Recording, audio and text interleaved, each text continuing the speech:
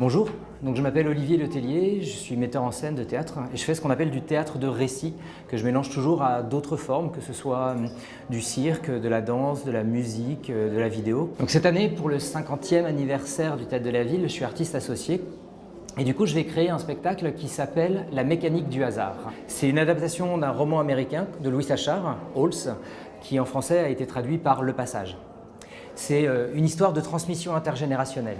C'est-à-dire que Stanley Yelnats s'appelle comme ça depuis 4 générations, parce que dans sa famille, tous les garçons s'appellent Stanley Yelnats. Et depuis 4 générations, ils sont victimes d'une malédiction.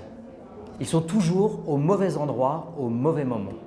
Et du coup, Stanley se retrouve au mauvais endroit, au mauvais moment. Il y a une paire de baskets qui lui tombe littéralement du ciel et il les ramène chez lui parce que son père est en train d'essayer d'inventer un spray pour lutter contre les mauvaises odeurs. Donc au départ, il se dit que c'est une bonne chose. Et en fait, il se fait gauler et du coup, il est envoyé au camp du Lac Vert. Le camp du Lac Vert, ça sonne un peu comme une colonie de vacances, mais en fait, c'est un camp de travail au milieu du désert où il va être condamné, comme tous les autres ados autour de lui, à creuser des trous toute la journée.